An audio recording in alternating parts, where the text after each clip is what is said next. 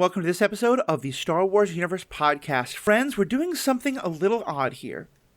Ahsoka has been released, but the strike is still on. And I gave a lot of thought to this, and part of me thought, you know what, I'm just going to wait until the strike is over, and then I'm going to watch Ahsoka. That was never going to happen. And then I thought, I'm going to watch Ahsoka, but I'll keep all of my thoughts to myself, and then wait to record about it when the strike is over. That's not going to happen. So instead I realized we're recording episodes right now as the Ahsoka episodes come out, but then these are going to be placed deep in the bunker far below Ethical Panda Mountain in a secret layer and will not be released until after the strike ends. So we're recording this right after it's seen, but hopefully you're listening to this pretty soon, because we hope the strike ends soon. But either way, I'm here with two awesome Star Wars experts, Danielle, written in the Star Wars, and Erin, Lady Tano creates herself, to talk about this awesome show. And so, Danielle and Erin, welcome. Danielle, let's start with you. How are we doing on Ahsoka Day 1? I'm great. I'm tired because now I'm the person who has to get up at 2 a.m. or stay up until 2 a.m. to watch the Star Wars show. So I am very tired right now, but I'm doing great. I had a great time. Nice. And Erin, how about yourself? Yeah, I'm doing great. Chilling. I was supposed to watch it last night, and then I got distracted with cosplay things, so I watched it this morning. Well, Fair. Still doing cosplay things. I was going to say, fair enough. So what do we think so far? We're 2 episodes in. Disney released 2 episodes, which, given the ending of episode 1, I think they would have had a riot on the internet. So I'm very glad they released both. How are we feeling overall? I feel good about it. I had a good time watching it. I mean, there's lots of stuff I'm sure we'll talk about throughout this episode, but I really enjoyed all of the acting. I enjoyed the storyline. I really like that it's very clear from the beginning what the storyline of this season is going to be. I think it set it up really well. Yeah, I really enjoyed those first 2 episodes, especially like Sabine. Yeah. Natasha Bordizzo, I think is how you say her last name, or something like that. It's incredible. Like, her Sabine is spot on. Like, it didn't even feel like a different character in any way, shape, or form. And like Hera too. I'm really loving seeing these characters come to life in a way that is so genuine and accurate to their cartoon counterparts. And don't worry, for those who haven't watched it in a while, we will do a quick plot summary in a minute, but just talking about the overall feel of it, I thought the way that they are doing an homage to Rebels, which all these characters come from, in many ways it's kind of Rebels Season 5. And at one point, I do hope to get a guest on who hasn't seen Rebels, because I am curious how much is going over their heads. But the way they, from getting someone like the voice actor who played, not Ezra Rosati, what's his name? Oh, Governor Azadi. Governor Azadi, thank you, forget his first name. The same voice actor playing him in live action, to that painting, it was such a wonderful way of remembering the art from Rebels by having someone done a painting of these live action characters that was so clearly barely changed from the Rebels art to Erin, as you said, getting David Tennant back to play Huyang, who's a little bit in Rebels, mostly a great character from Clone Wars. It just felt like that they went so above and beyond to really make this feel so familiar to Rebels fans. Mm-hmm. I agree. It was really nice. You can tell that Dave Filoni was behind it. I mean, he was behind Rebels too, and he loves Rebels, which is why I was never concerned about the way that Rebels was going to transfer over the Rebels characters and the Rebels feel, because, I mean, Dave Filoni's behind that. Like, Rebels is his baby. He's not going to do anything that damages its reputation or anything. Yeah. It's funny, there's one moment in particular, like the painting really hit me hard. So hearing some of the voices hit me hard.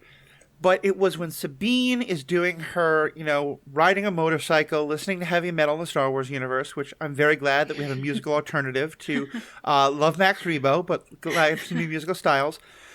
And she's riding on just this long highway through desert with this stuff, like these awning things covering her. And it was just such a gut punch because I've seen that highway so many times. Like, that one moment especially, there's no need they had to give us exactly that. But for some reason, that road moment hit me as just like, yeah, this is being so true to Lothal and Rebels and all the rest of it. Mm-hmm. I got really emotional seeing Lothal in live action. It's kind of like we've seen it in the trailers, and so I kind of forgot that we'd never seen Lothal in live action before, and so finally getting like full scenes with that was really emotional for me because I love it so much. Yeah, that highway was really cool to see because it is such a staple. I feel like especially in the first season of Rebels, just so much happens on it. Yeah. And it's just fun to be like, yeah, it is still commonly used. Like, of course, Sabine's still pulling tricks on this highway like she used to. Right. Well, and it's funny because now that I think of it, because what you got is Sabine going away while the others are trying to, like, catch up to her and be like, hey, Sabine, you're supposed to be back in Lothal. Didn't we see in, like, the first episode, Ezra, like, going away on that highway and then the rest of the Rebel crew kind of catching up to him? Yeah, because he had stolen something from them. Mm-hmm. Yeah. Yeah. So that alone was like a nice little mirror moment. Yeah.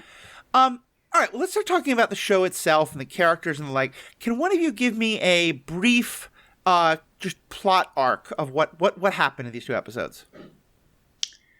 Well, in the beginning, we are introduced to the kind of New Republic. Oh, we get a cool opening crawl. First opening crawl for any Star Wars show.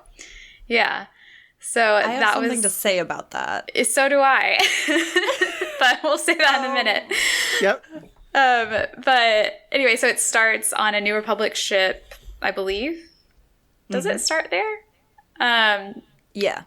I actually, oh my God, I can't remember. We're going to have to scrap this part. No, it does. A ship comes into screen right as the credits end. Okay, so... And you can be brief. You don't have to go into every detail by any means. Yes, okay, so we're introduced to two Force users who have reddish lightsabers who attack a New Republic ship.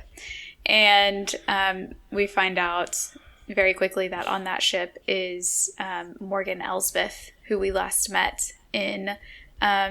Mandalorian Season 2 when we first saw live action Ahsoka. And then throughout various events, Ahsoka finds a ancient temple where there is a not a holocron, but it's kind of like a little puzzle map that she's been looking for, and she can't open it, so she goes in search to find Sabine on Lothal and recruit her help as her former apprentice. And if anyone wants to take it from there. Sure, I gave you no warning. Thank you for picking it up. Yeah, so Sabine and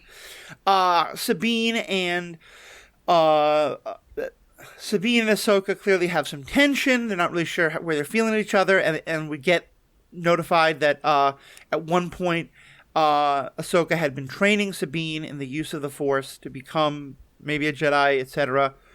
Sabine, though, winds up taking the map and kind of running away on her own.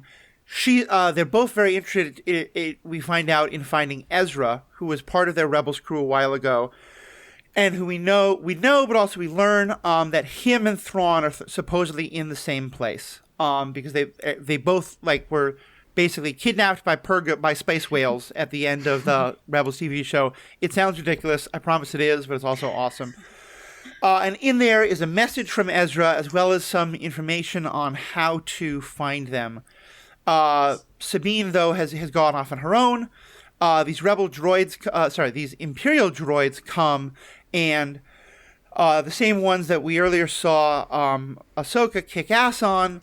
They fight with Sabine, and we also get one of those two dark side Force users named Shin. We see Sabine has a lightsaber.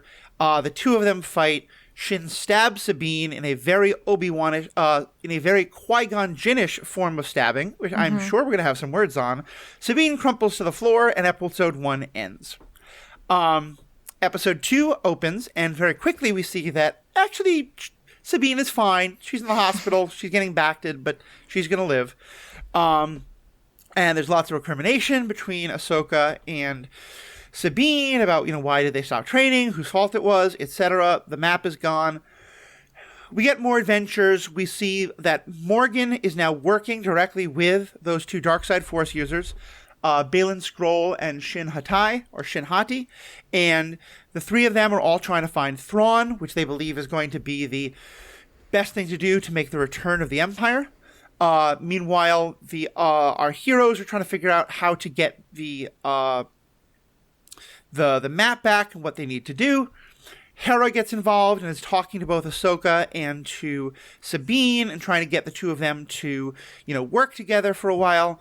They catch up with the Imperial 2.0s and almost catch them in a great space battle, in which we get the return of Chopper, everyone's favorite war criminal, adorable droid. They still, though, get away, and the end of the episode sees Sabine once again making the choice to rejoin Ahsoka and saying that she's ready. And in doing it, she really connects with her Mandalorian heritage. She cuts her hair in a way that's very significant, because we saw another character cut their hair as part of their return to the Jedi, although their name was not dropped, which has caused quite a lot of annoyance for myself, but we'll get to that in a second. And then the two of them fly off, with Ahsoka referring to Sabine as Padawan. Yeah. So, yeah, I think there's one or two things we can talk about. Let's start with that opening scroll, because clearly people had some feelings on it. Yes. Yeah, okay. So the opening scroll and the description of the episode, what the heck? They say former Jedi Knight Ahsoka Tano. Jedi Knight who?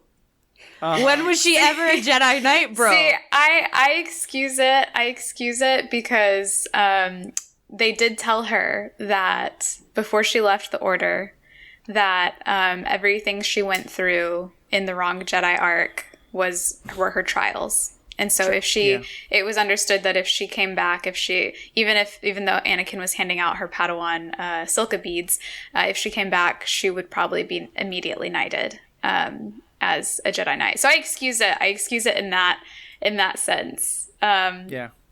But my biggest thing with the scroll is that I've had this idea since Tales of the Jedi came out, Ahsoka's episodes for that.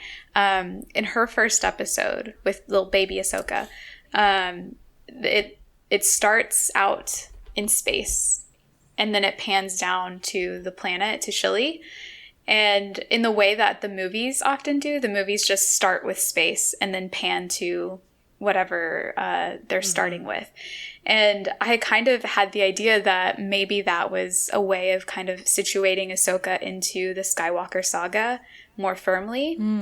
And so this opening scroll happening for this show, being the first Star Wars show to have an opening scroll, kind of made me feel like that was also the intention, perchance, on Dave Filoni's part, to be like, even though she wasn't in the movies, Ahsoka is very much a part of this story, and she has been for a very long time, and she belongs here. Her story matters to this just as much as anyone else's. She is a part of the Skywalker legacy, and I really liked that. So that made me a little bit emotional. But yeah, the Jedi Knight thing is funny. I don't know why. They could have just said former Jedi Ahsoka Tano, but I want to comment on both of those. First, just on the scroll itself. Yeah, I really loved it, especially because I think that they did an interesting thing where, you're right, it ties it into the Skywalker movies in a way, but also the scroll wasn't the yellow big text that kind of goes back at a diagonal. It was red, and in both the font and the color. We haven't seen a scroll, but we have seen text as intro to an episodes in the Clone Wars. And it was, I saw someone had checked this, the exact same font and color as when the Clone Wars when the Clone Wars text went red. Yeah. So I think it was kind of a nice way of bridging those two, of being like, it's Skywalker, but it's also Clone Wars Rebel stuff. Can I also say, I don't know if this is what you were going to say, Matthew, about the Jedi Knight thing. They call Obi-Wan a Jedi Knight in the scroll to the Phantom Menace. Yeah. Yeah. So I think it's just I kind of view it as like a quirky Star Wars thing. See, what I was actually going to say is, we did see in Rebels that Kanan was a Padawan, but that he basically goes through this kind of like Force Temple thing with like the spirits of the Force Guardians who he encounters, and they declare him a Jedi Knight, and that maybe Ahsoka went through something similar. I have some thoughts on Ahsoka's whole relationship to the Jedi in general, which we'll definitely get to. But yeah, to me, it just felt very like a return to home. Yeah. I'll also say I really like that they opened with Morgan Elsbeth, because to me, that also answered a very big question, which is, when exactly in time is this happening? Because I remember there had been, like, granted I've not seen the trailers, but I wasn't sure exactly when this was supposed to be taking place. The scroll tells us the Galactic Empire, but like, is it earlier? Is it later? And since Morgan Elsbeth was captured in Mandalorian Season 2, we now know that this is happening fairly soon. And this is her, like, transport home. We know this is her being, this is fairly soon after that. And I really like that, just as like, okay, without saying it, that's a very clear way to tell me exactly where in time we are. Yeah. Good point. Speaking of Elsbeth, I've got a few things to say. Go for it. I forgot my first one, but what's this about her being a Night Sister? Yeah. Because last I checked, she's not Dathomirian. She's not a Zabrak. Well, she could be Dathomirian, but she's not a Zabrak. That's for sure. Right. No, but I would assume that she is just a part of the Night Sisters. Trained, the Night Sisters aren't Zabrak either. Yeah. So some of them are. Like Ventress is officially a Zabrak. Is she? Yeah, just they're Dathomirian Zabraks, so they don't have the horns. Oh, I thought even Dathomirian Zabraks had horns. The males do. I don't know. It's very confusing. Because I had assumed that the Night Sisters were a separate species to the Zabraks, to their brothers in quotation marks. She is now listed as Dathomirian. She is. My understanding is that during Legends canon, there was this idea of like, there was an all-male race and an all-female race that both lived on Dathomir and kind of interacted a bit, but were very separate.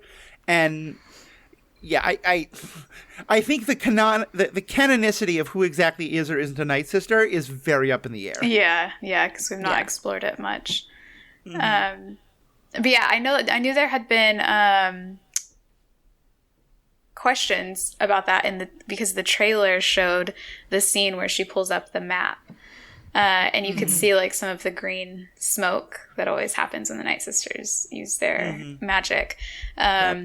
And I was like, oh, I bet that would be kind of interesting. And then they said it right away on this. Very cool. I like that we're getting a little bit more lore about that. Yeah. I'm definitely enjoying it. It does. I would say in general, there's a lot of parts of this that kind of made me raise an eyebrow about how it fits in with some other canon stuff. But like, I was enjoying it so much that I didn't care too much.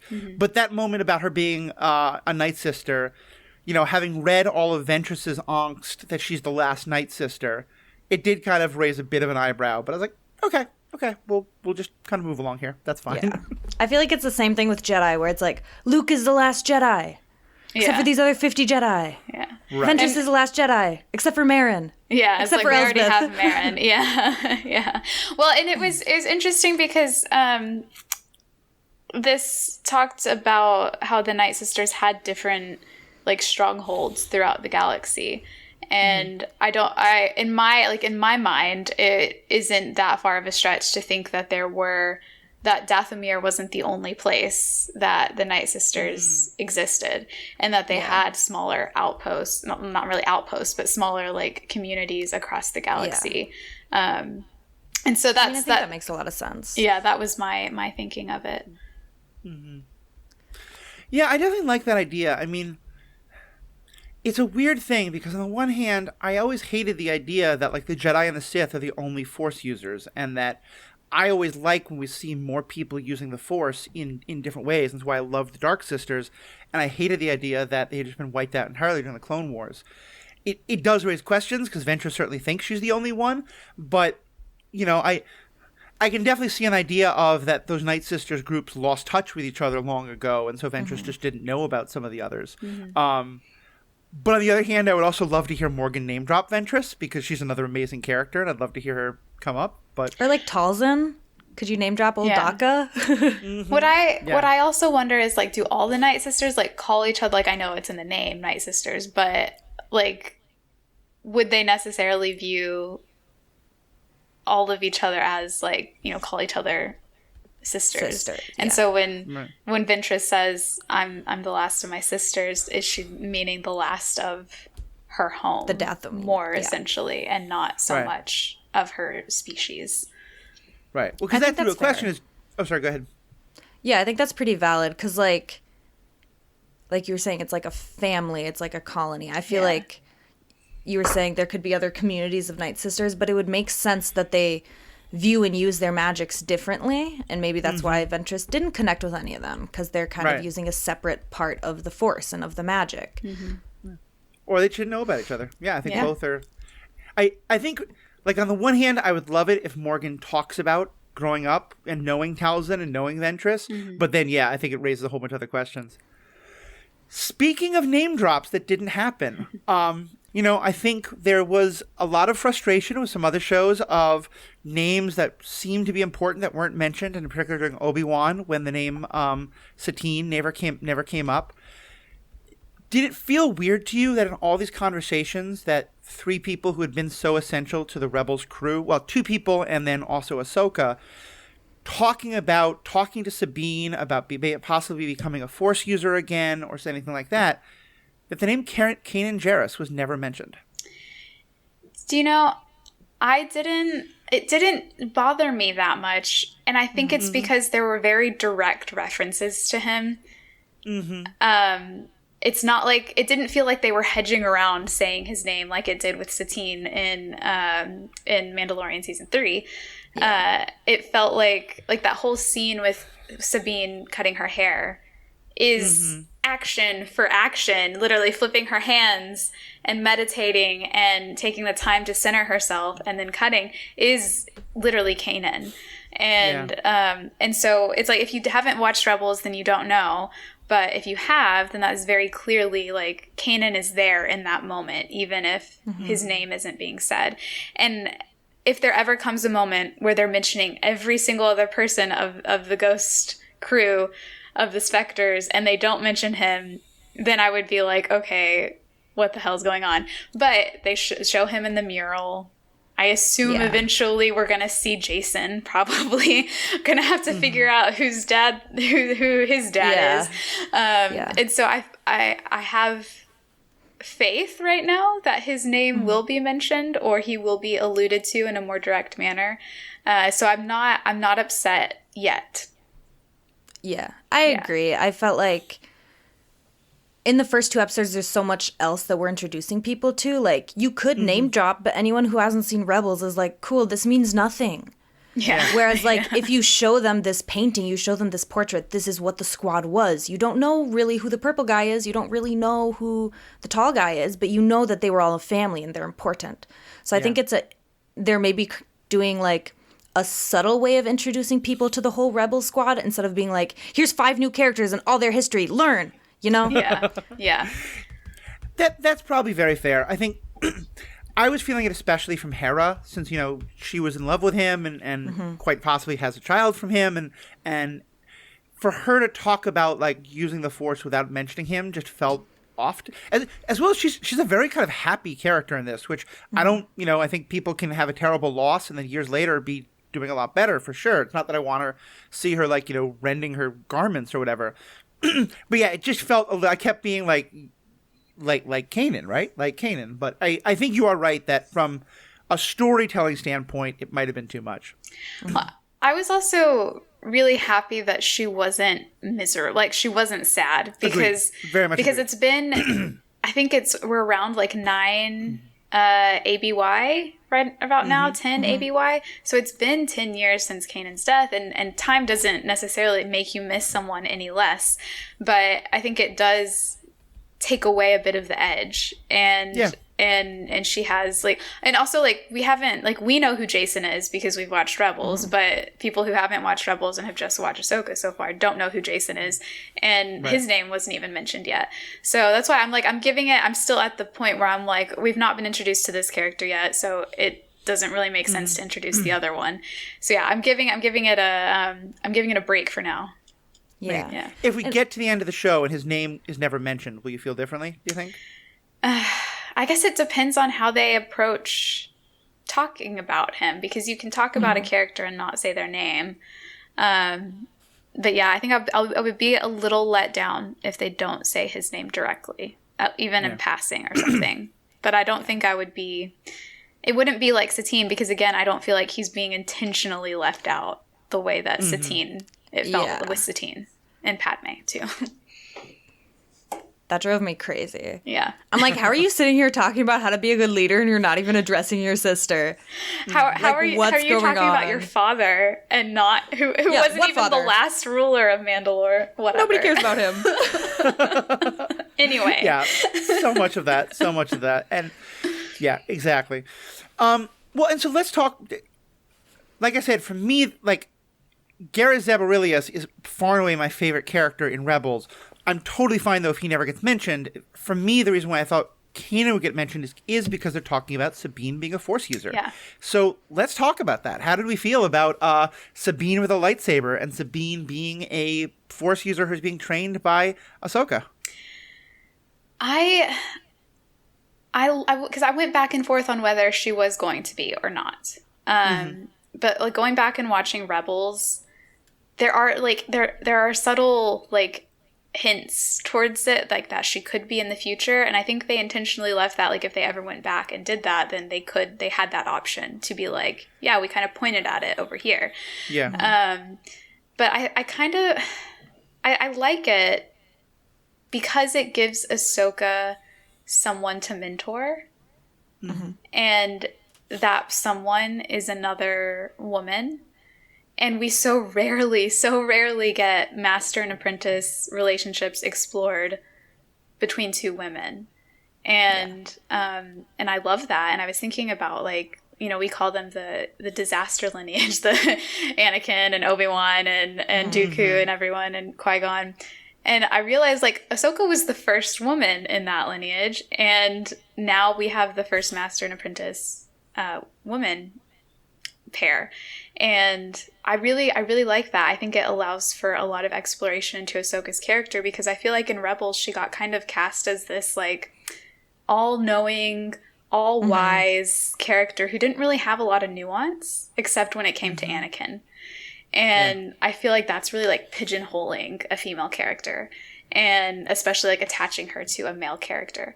And with this, she's allowed to have nuance on her own. She's allowed to have some not so great qualities about herself, like, come out, like we all do, because she is, you know, she's a person. She has feelings, and I like what this dynamic is kind of bringing out of her. Yeah. I wasn't sure when I saw the trailers. I was like, okay, Sabine is a Force user. Like, I know, like, Kanan taught her how to use, like, the Darksaber and stuff, but I was just kind of like, eh. So I loved that Huang roasted her. Yeah. And was like, all the Padawans I've ever met, you're less talented and connected to the Force than them. And that made me feel good. I was like, okay, so I'm not crazy for being like, I didn't really see this coming. Yeah. But, like, I appreciate that because, you know, as they've said through this entire Star Wars saga, like, the Force is in all of us. It runs through everyone. Even people who aren't overly sensitive still have a connection.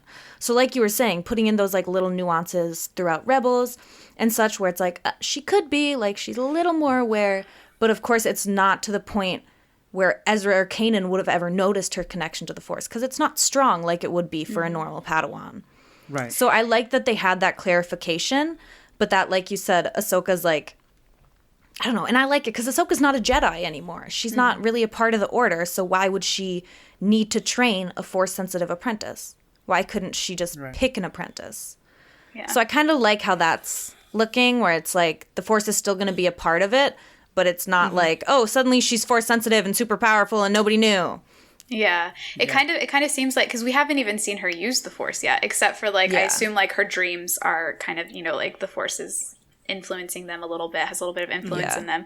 But yeah, so I did wonder, like, is this going to be like Ahsoka's nurturing what's there, but that doesn't mean it's going to grow into something bigger. And like you said, it makes a good pair for them. Like, you know, this isn't the Jedi Order. It doesn't need to be the way that it was. And certainly, because I think one thing, I imagine some people who haven't seen Rebels might go, what do you mean we haven't seen her use the Force? We saw her use a lightsaber. But one of a big plot points in Rebels is that they find the Darksaber, and she at one point is one of the first wielders of the dark, not first in its history, but in what we've seen. And there's some great scenes of Kanan trying to train her to use the Darksaber from the perspective that, as far as the two of them know, she's not a Force user. Mm-hmm. And I did notice that she is, like, I have loved that the fight scene between her and Shin, they were both not great at using... There was a lot of wild swings.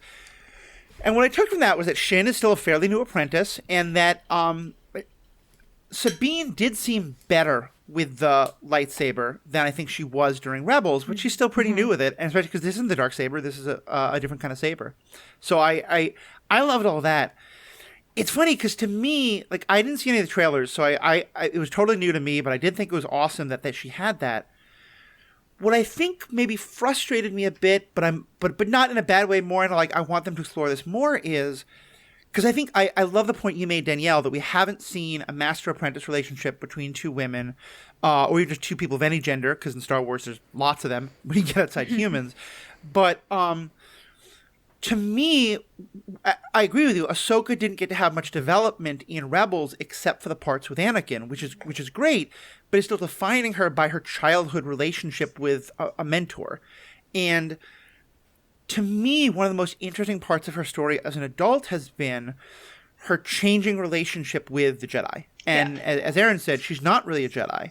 And so, and one thing that's important is fairly recently we saw her be given the chance to train Grogu and firmly say, no, I don't want to do that. I can't do that because I'm not a Jedi.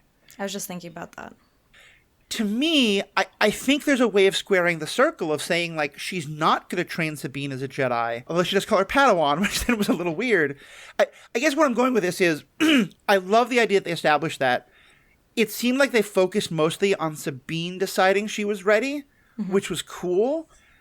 But I would have actually really liked to see maybe another episode or two, or just even in this episode, more about, you know, what's the line between her trying to train Sabine, her declining the chance to train Grogu, and now accepting Sabine again. Because to me, there's a lot of real growth there in her that I'm worried that they're just saying that they're hand-waving that story. I'm hoping we'll get more of it in the background. See, I actually think that finding out that before she said no to Grogu, she had been training Sabine and she walked away. And I do hope that we get some of that background, and I think we will, between her and Sabine. Her walking away from Sabine adds, for me, a lot more context to her saying no to training Grogu, because in her mind, she's already failed. And maybe when she did try and train Sabine in the beginning, she did approach it as more of like a Jedi thing, and more of a, I'm going to do this the way that I was taught. I'm going to, do it by the book because that's all that I know. And it didn't work. And so then she's like, well, that's because I'm not a Jedi, so I can't train anybody. And, and I do think that what we've seen so far in these first two episodes with Ahsoka is that she has a lot of, obviously, baggage that she still needs to unpack when it comes to everything that she went through, and whether or not she does view herself as a Jedi truly, and not just in the terms of I'm not a Jedi because I left the Order. How she wants to train someone, what kind of things she wants to impart on someone. And in these two episodes, I saw her struggle with that, and I saw her push it aside and say, well, Sabine, like you said, Sabine needs to be the one to choose. And I think eventually, or I hope eventually, in the series and the rest of the episodes, we'll see her realize that she also needs to choose. She needs to choose what is best for her and what is best for how she views these things. And if that's a combination of what she was taught and what she's come to learn, which I think it will be, then that's perfectly fine too. And but I don't see it as a like that's now closed, we can move on. I see it as she's gonna have to learn that she also needs to trust, and she also needs to open up and be honest. And I hope that we see that. Kind of back to what we were saying about like the Force and Sabine's connection or lack thereof, and also Ahsoka's refusal to train Grogu, it kind of, to me, I wonder, like, oh, maybe, like you said, she kind of tried to train Sabine and felt like she failed, but this was someone who wasn't even connected to the Force. And then she meets someone so young with this huge connection, and she's like, that's volatile. I can't be around that. Like, that reminds me too much of Anakin. It could go so bad. And so maybe that's why it was such a firm no. And then in a few years, we see her more open to another Padawan, because that Padawan isn't the same level of kind of like, quote, quote, strength or power as like Anakin or Grogu. I think if the question for her is, am I able to train this person, all of that makes sense. And I totally agree with that. I very much agree that the knowing that she tried to train Sabine and it didn't go well gives more context. I guess for me, and this may be just like a hint of a story that we were given that now they've moved away from that I just need to let go of, but I've always really loved the idea. To me, the defining moment of Ahsoka, or at least one of them, is the I am no Jedi moment. And what I took from her thing with Grogu is that she didn't want to train him to be a Jedi because she's not a Jedi and she doesn't want to be. And so for me, like, I definitely hear what y'all are saying. I think I have a little sadness just because I would have liked it more being more about, like, what is a Force user like that's not a Jedi? And she doesn't want to train Grogu because he wants to be a Jedi, or that's what they know. And that maybe she was going to train Sabine in some, like, different way that's not about being a Jedi. And then so then the first word being Padawan was like, okay, well, that's out the window. But we'll see. You know, I think there is certainly a lot to go on, and I know that Filoni loves this character so much that I think we're going to get it explored. Yeah. And I feel like... Sorry, go ahead. Oh, I was just going to say that I don't... What I meant earlier by, like, a combination of the both is that, like, I feel like a lot of times we want Ahsoka to choose one or the other, and that's... Like, the option was taken from her. She didn't get the chance to decide if she wanted to go back. She didn't get the chance to, you know, give Yoda that final answer when he asked if she was just a citizen. And you could see that she was thinking about it in season 7 of the Clone Wars, that she was thinking about, am I going to return? Am I okay now? Am I okay to come back to this place? Am I settled? And she never got that opportunity. So I'm hesitant to say that she's not a Jedi, she doesn't want to be a Jedi, because we've never been told whether she wants to or not. I think she's viewed it as she lost her opportunity, and what's the point anymore? Is there a point?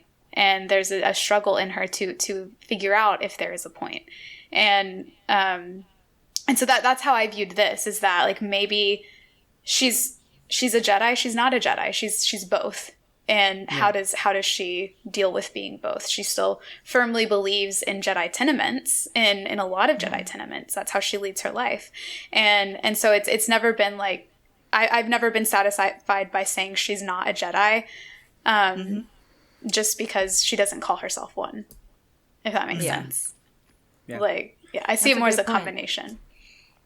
Yeah.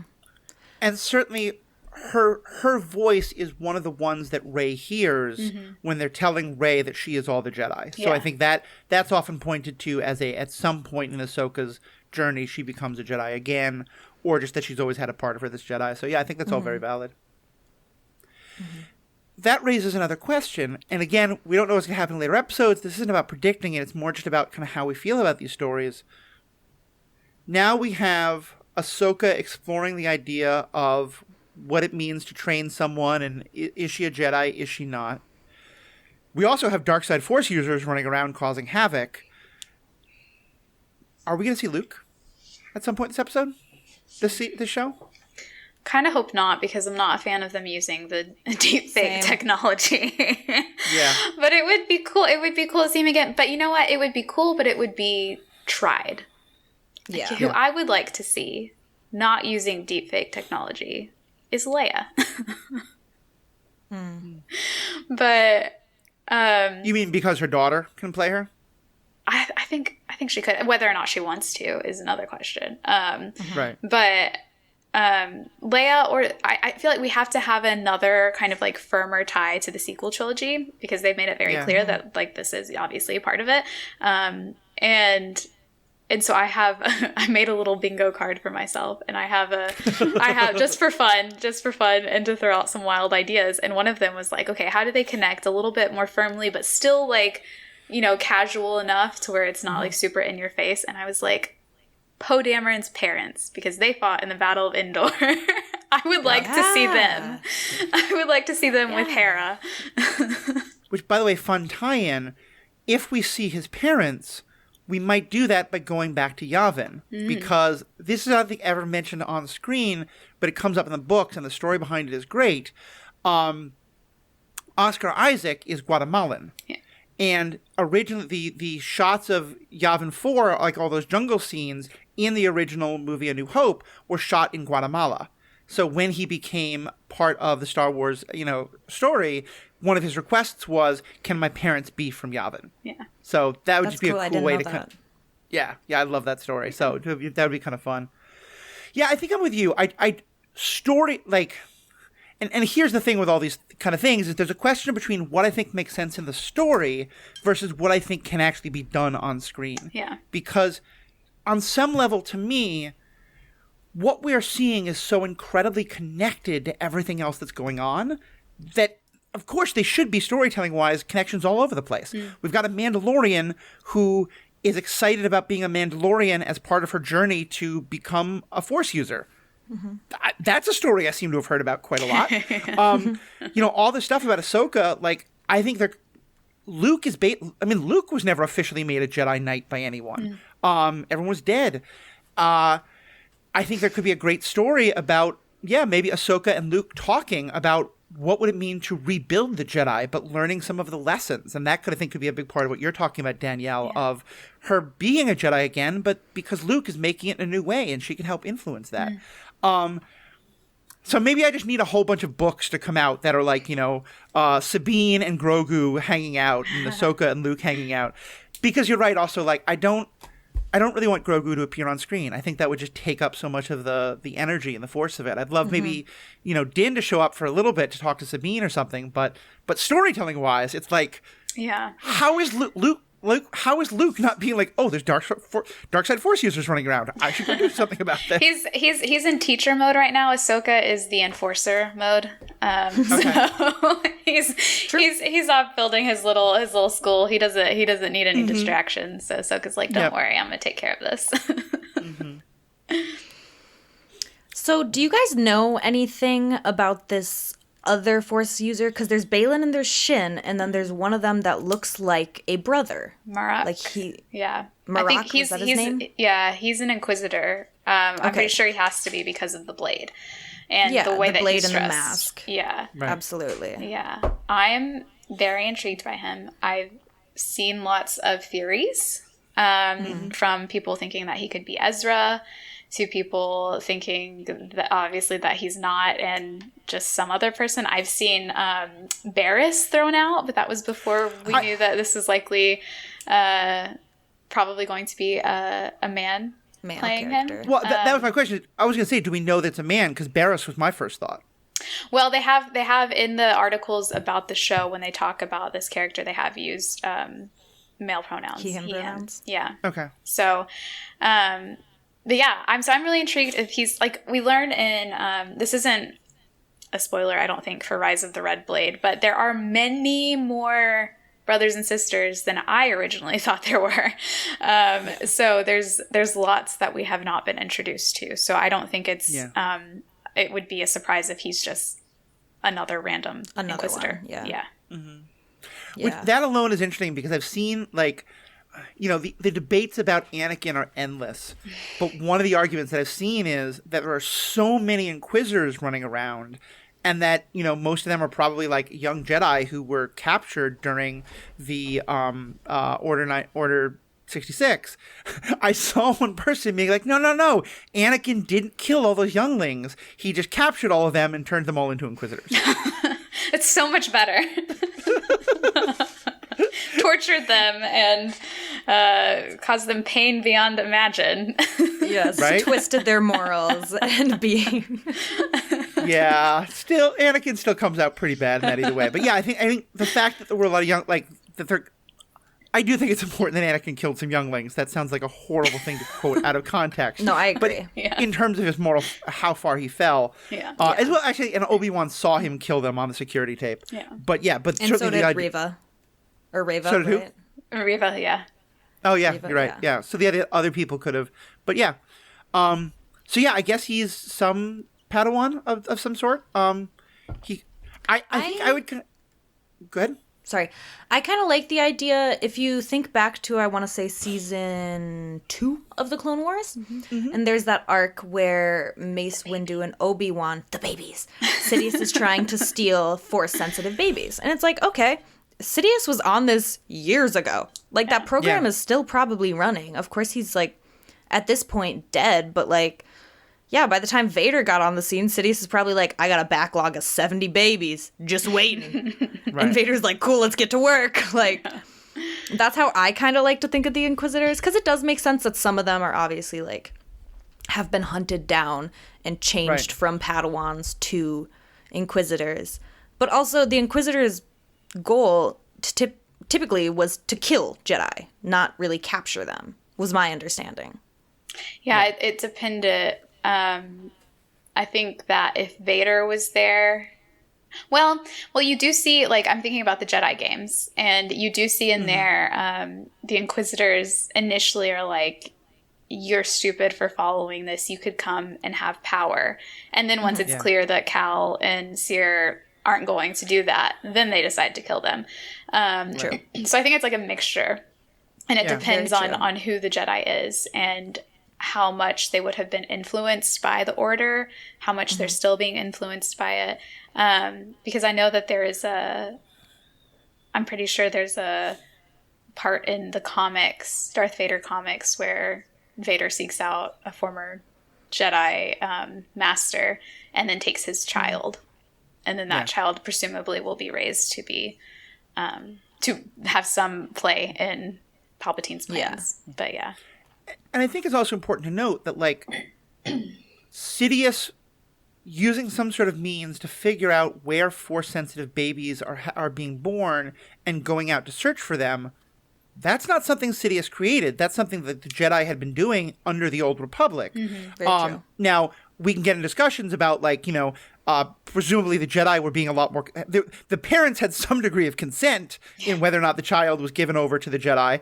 But we know, Obi-Wan says, he has no memory of his parents. He was raised as a baby. But yeah, I think there's a lot of pipelines of that. I think I like the story most that most of the Inquisitors were at least like at least like 4 or 5 years old, maybe older, or the equivalent within their own races, chronology, by the time that Order 66 happened, because from a lot of the Inquisitors that we found, a lot of what turns them to the dark side is, you're 5 or 6 or even 9 or 10, you've been taken to the Jedi, you've been told that everything's going to be okay, you've been told your master's going to take care of you, and now all of that has fallen, and just the incredible fear or the resentment or the anger or the self-loathing, that's what turns a lot of those kids to the dark side with the guidance of, the others. So, but yeah, I think I kind of want him to be a new story, but I think there's a lot of things that this new Inquisitor could be.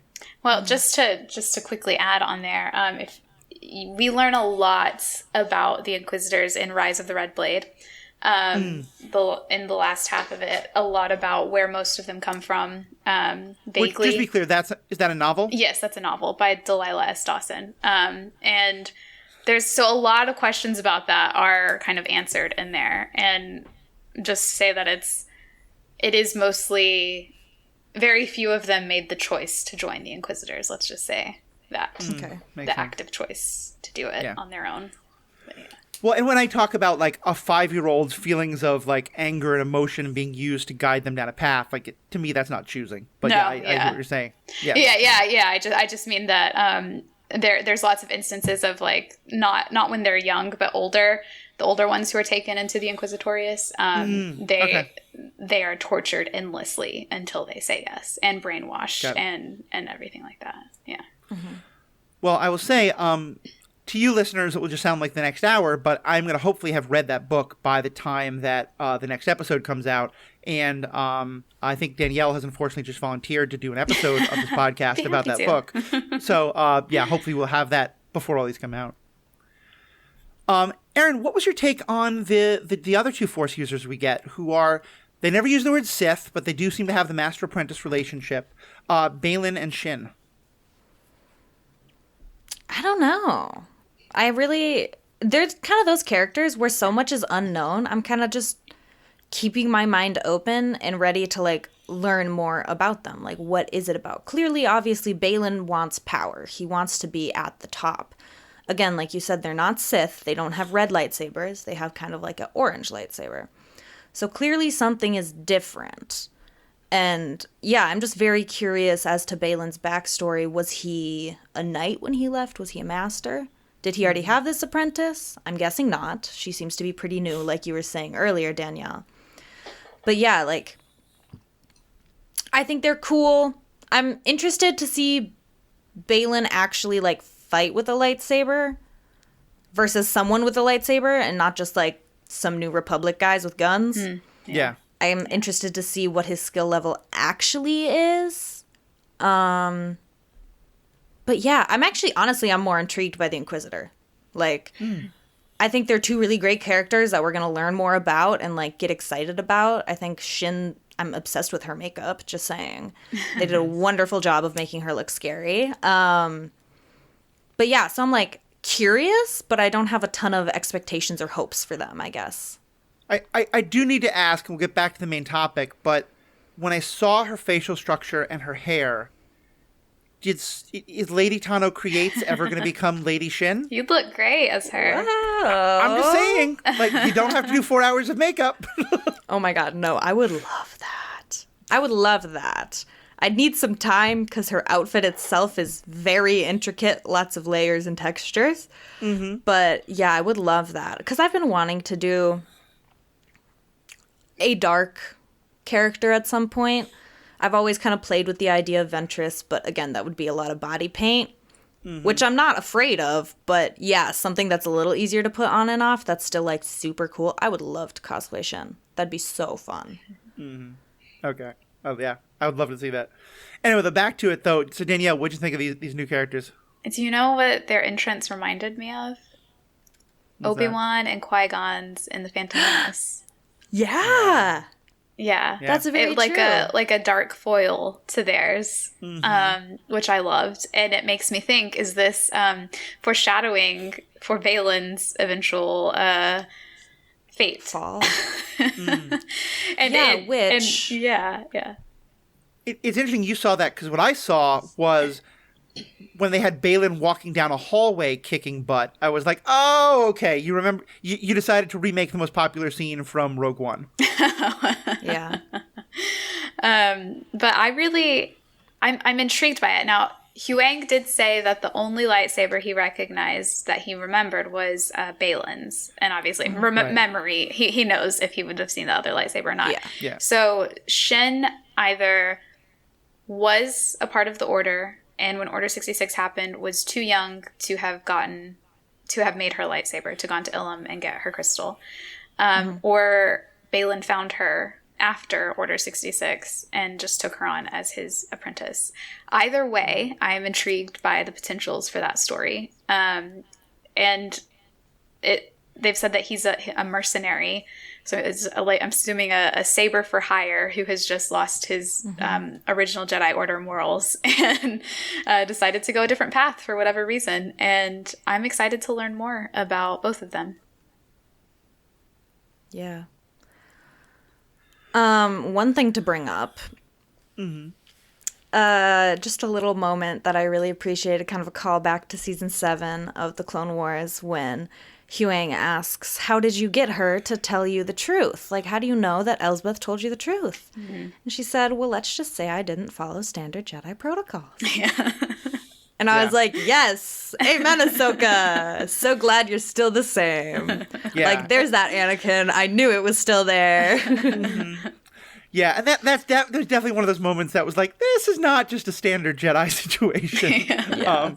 And it's part of, I think, also why I do hope that again, it doesn't have to be name dropped, but that the memory of Kanan is invoked in some way, because I think Kanan was, by many definitions, a very good Jedi, and by many definitions, absolutely terrible one. I mean, he had attachments at the wazoo. He had emotions that he was living into quite a lot, and like I always saw him and her as both kind of exploring areas outside of what Yoda would have, or especially Mace Windu might have approved of. So yeah, I love that moment. I actually think that even taking into account all of the Jedi tenements, that Kanan was the most successful at all of them, because he loved without becoming attached in the way, with the description of attachment that the Jedi Order had, which I find gets misconstrued a lot, is that to not attach yourself to someone does not mean to not love someone, and to not feel for them, and to not, ultimately try to get them back the way Kanan does. Kanan does all of these things in a very Jedi-like manner. He accepts what he's able to do, and he accepts what he's not able to do. And that is the core of the Jedi Order, is what it is meant. Yeah. And what has happened in the prequel trilogy is that we see them take these tenements and make them into, and maybe like make them a little stricter than they were meant to be, and everything. And so I think that in every way, Kanan is the best Jedi. Because he is directly following the tenements the way they were meant to be followed. And the problem, and how I can see why they got to the way they were in the prequels, is that not everybody can do what Kanan was able to do. And so, like, how do you prevent someone who falls in love with a person like Hera the way that Kanan does, and is unable to detach themselves in the way that is needed to be a Jedi and to have that much power? Then you tell them that it's ill-advised to do that, because they won't be able to control themselves ultimately. Yeah. Now, is that the best course of option to do? Probably not. And we see the result of that. But I do think that along the way, the idea of like attachments, meaning that no one's allowed to love, no one's allowed to feel romantic love, has been a bit misconstrued the same way that the Order arguably misconstrued it. Yeah.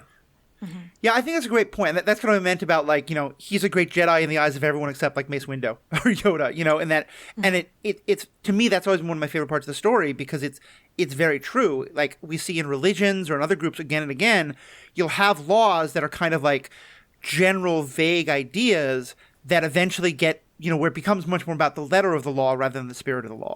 I'm gonna sorry. This is what happens when you have me on here. I'm gonna defend my boy. I'm gonna defend my boy Mace Windu really quickly, because I think that if he saw the way that Kanan was, he would also say that he was the perfect example of a Jedi, because I don't think that Mace Windu was so much concerned with the how as the fear of the why. And I think Mace Windu did have a lot of fear of what too much love could do to a person, or too much of feelings outside of that could do to a person. But I don't think that he would look at Kanan's life and say that he didn't do exactly what he needed to do. Mace taught the person who taught Kanan. And so I think that there's something to be said about that, about Depa Billaba learning, passing on to Kanan everything that she learned from Mace. And there has to be something there that would lead to Mace looking at Kanan's life in the end and saying that is what a Jedi is. I think that's fair, and maybe I'm singling out Mace. Like I do think it's important that during the last days of the Republic, the Clone Wars, like both Anakin and even Obi-Wan, they have been taught you can't be at all, like there is no possibility of the romantic love without that attachment, and we see that in both Clone Wars and in so somewhere that I think we're agreeing, and I think I was just wrong to use Mace Windu as the example of that. Yeah, sorry. I get very defensive of it. No, that's fair. I think because he's portrayed as the most like legalistic, that's where I go there. Yeah. But like, that might be fair. But certainly, I mean, yeah, like, you know, Obi-Wan and Anakin both have very much that idea of like, you know, because you don't want to get to step 5 on that road because it's so difficult, you just never take step 1 on that road. Yeah. Mm-hmm. So going back to Balin, actually, I don't know if you guys noticed or looked it up, but at the end of the first episode, it says for our friend Ray. Yeah. Yeah. R.I.P. And so Ray Stevenson is the man who played Balin, and he passed away this May. And I didn't know that. So that I had a little cry at the end of the first episode that he never got to see how people would react to this. And it's very sad because he was at Celebration.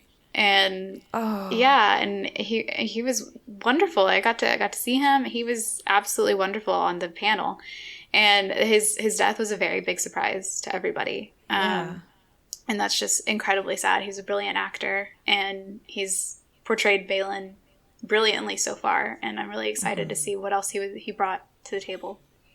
Yeah. No, it's definitely a good point. I'm glad you brought that up. It also, like, you know, we're recording this when the strike. You're going to hear this when the strike is over, and which I'm very glad about. But honestly, I was watching the whole thing, and I was getting just so angry again at the studios because of the strike. Because to me, like, I'm so sad he passed away at all. But when you said May, I was very glad, because to me, one of the worst things would be like, I have to imagine all these actors want to talk about this and want to, you know, talk with the fans, and they're not doing so because they're respecting the strike, which is awesome. And just God forbid another of them, you know, were to pass away not having done that. Again, it's retroactive now, but I really hope the studios pay up and do the right thing. Talking about his character, though, also, I'm really enjoying where they're going with it, especially because, and you know, clearly we're going to get Thrawn, and Thrawn's an interesting character because some of what we know about Thrawn comes in the current canon, some of it comes in the extended universe canon. But in the extended universe canon, although also some in the now Disney canon, I imagine there's a certain discussion of Thrawn and Anakin that Danielle might have some thoughts on.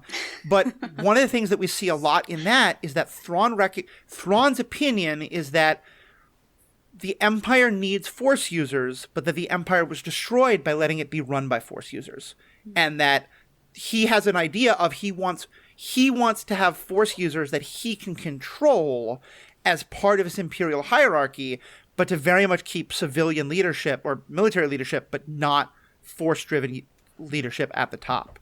And as I mentioned then in a Disney canon novel, we do have some wonderful interactions between Thrawn and Anakin, and then later Thrawn and Darth Vader. And I think he's one of the only people who knows they were the same person, sort of. And so I'm really curious. The point of all this is I'm really curious to see what the power dynamic is going to be between Balin and Thrawn. Especially because Balin is, you know, he's telling Shin when Thrawn comes here, you'll have power beyond what you can imagine. It seems like Balin is pretty happy to kind of be like Darth Vader to Thrawn, but he's also so power hungry and he's on the dark side. I don't know how that's going to last. And so I'm wondering if that was something you guys were thinking about at all, because knowing that from those earlier books, I'm really curious to see what that power relationship will be. Yeah, I think the most interesting thing to me about Thrawn when it comes to the Empire and power is that Thrawn is very much based on how to make something work, on how to be the most efficient and most kind of strategic about something that he is in charge of. And he's not so much focused on who is on the other side as he is on, okay, this is my opponent. This is essentially a game of chess. How am I going to win? And so I think that's really interesting coming into an era where he has no really beef with the New Republic. He, by his admission, has no direct loyalty to the Empire anymore now that the Emperor, who he made his promise to, is dead.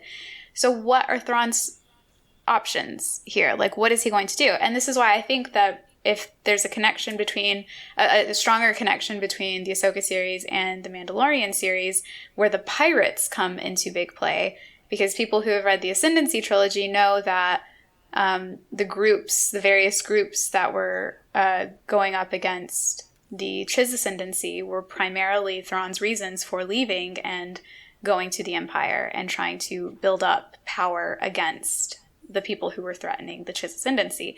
And so I'm intrigued. I'm just intrigued to see how that works out and how Baylan, like you said, is going to play into that, because I think it's interesting that you said Baylan it seems like he's willing to be kind of like, for lack of a better term, Darth Vader to Thrawn's Emperor. But I find that he's more questioning than Vader was. Vader was pure, like, for a long time, like, lapdog to the Emperor, and at his, like, at every whim. And Baylan seems to be a bit more like, I have my own thoughts. I have my own experience. You can tell me what to do, but I'm going to add my own, like, little flair to it. I'm going to add my own experience to this, and I'm going to say what I want to say. And at least with Morgan. So I don't know. There might be there will either be a heavy clash between the two of them, or there will be a lot of respect, mutual respect between the two of them. In my opinion. Yeah, and it's interesting you brought up Morgan, because I kind of forgot about that, but there's definitely tension between her and Baylan. Yeah. Like, working towards the same goal for different reasons is how it feels. Yeah. Yeah. And I'll admit, I really like that, because I in general don't like I like the idea of fracture. I like the idea of everyone wants something like the Empire back, but they don't all agree, and there is some infighting. And so what I absolutely don't want is to find out that all of these people are in the end working for the early version of Snoke, which is the early version of Palpatine, coming back, like any of that. And so, yeah, I really do like the idea that it's different people with different agendas. And we certainly have seen that a lot in the Aftermath books and some of the stuff like that. What was it that Ahsoka said? It's not loyalty, it's greed. Yeah. I think that fits in well with that as well. Absolutely. The other thing I'll say about the two of them, have either of you read the Darth Bane novels? Not yet, no.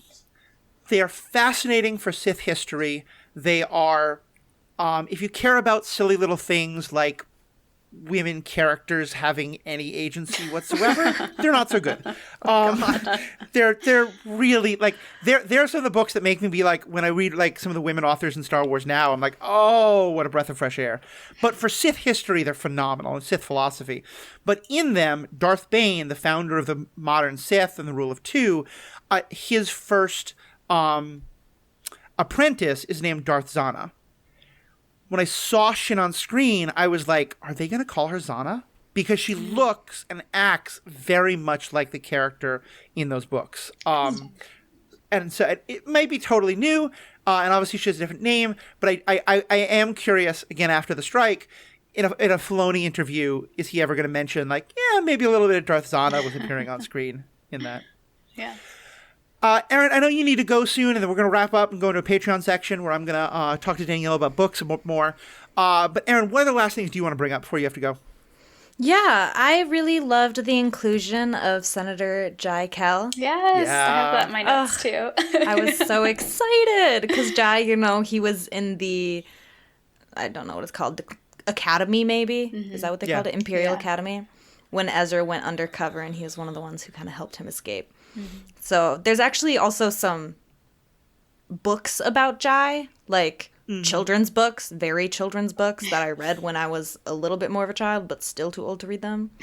So I've always really enjoyed his character. I was just happy to see that. And it was just very Jai of him to be like, you, go speak. And Jai's like, what? No. Yeah.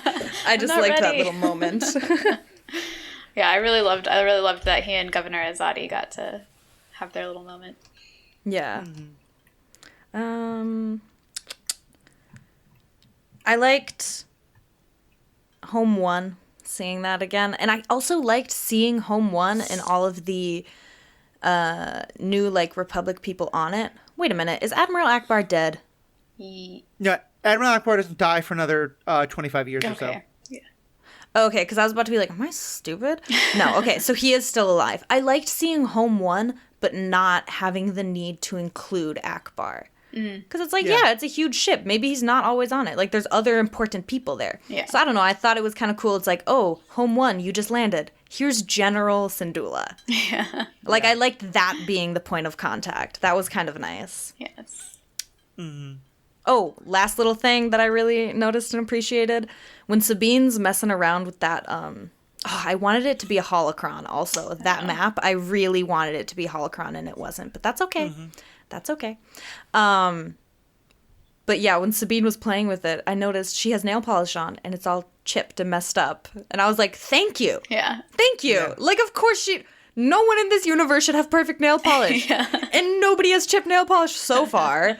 And what am I supposed to assume it's part of their species? Like, so I just liked that. It was just a cute little inclusion of like, yeah, still normal people. Like, It's Star Wars, but they don't have supersonic nail polish. Yeah, there's a lot of makeup scenes that I see sometimes where it's like, you just went through like 10 days of living rough, but your eyeshadow is still flawless. Yeah. Curious. And I have to imagine Erin, as our Clone Wars lover, David Tennant coming back had to have made you happy. Yes, I was like, I was just excited. I feel like, obviously, he was in the Clone Wars, but he was just kind of one of those characters we didn't learn too much about. He was always there to be helpful. So I really like that he's connected with Ahsoka. And I don't know if we know how they got connected, but I'm curious about it. And I love that she, in a period when, Sabine asked, where's your home? She's like, the ship is good enough. She's in a very isolated period of her life. She has nobody else she cares about or needs to take care of. It's just her and this ship. Yeah. And I like that she did find someone from her past to kind of connect to. Someone who maybe felt safe, that she's known for a long time.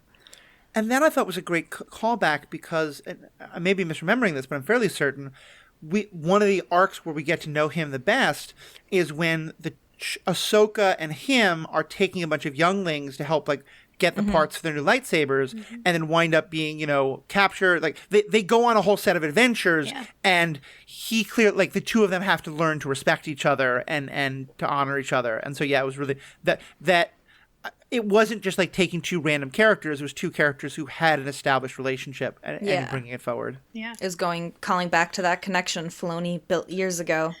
Yep. I was surprised because the trailer kind of made it seem like he would be in it for, a little bit. A little bit. Yeah, and it really seems like he's like a firm secondary character in the series, and I love that. Excited. I really love that. David Tennant's name is in the credits, so in the main credits at the start. So the credits are also amazing, by the way. Yeah, really good. Absolutely, really cool. Well, there's so much more we're going to say about this, and Erin and I are going to be taking you through all the episodes. I know Danielle, we have signed up for at least one other episode. A number of other return guests are going to be coming on to join Erin and I, and I'll say more about that in a second. But and we will have a Patreon section. We're going to talk a little bit about some books and some other characters who we might want to see pop up. But first, Danielle, where can people find you and the other stuff you're doing? So I'm on TikTok at Written in the Star Wars. I guess by now the strike will be over and I'll be back to talking about my usual stuff. But I also talk about The Last of Us and book recommendations, general books, not just Star Wars. And I'm on Twitter at DannyS394 and Instagram at Written in the SW. Yeah, definitely check out Danielle's stuff. I'm a little low-key mad at Danielle because I had mostly quit. I went on TikTok, thought it was a bunch of fun people doing dances, wasn't really that interested, and then I found Danielle's Star Wars Twitters, and that was a big part of what sucked me back in, and now takes up an hour of my life every day.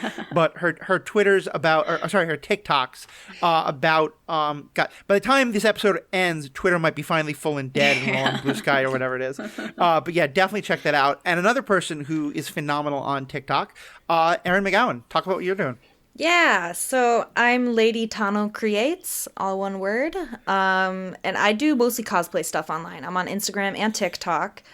Instagram, I will post some big updates as far as what I'm working on, as well as I mostly post photos from photo shoots or cons that I've been to on there. And then on TikTok is where I actually get into the creating of it all. At some point, maybe I'll have the energy to combine the two and post more on Instagram about what I'm actually doing, but for now, I typically will just film, this is what I'm working on. Here's some montage of me doing it in triple speed. Here's me explaining how I failed and now I have to restart it. And that's the video. So many videos I'm like, well, I tried, so come back in a couple weeks for a different video because this was a fail. Yep. But it's a lot of fun. It was awesome. I really... it's amazing when people do their finished product, but I do love how much you're willing to be like, hey, no, here's something I tried. It didn't work. Here's another thing I'm trying to do. And I've just learned so much about the process.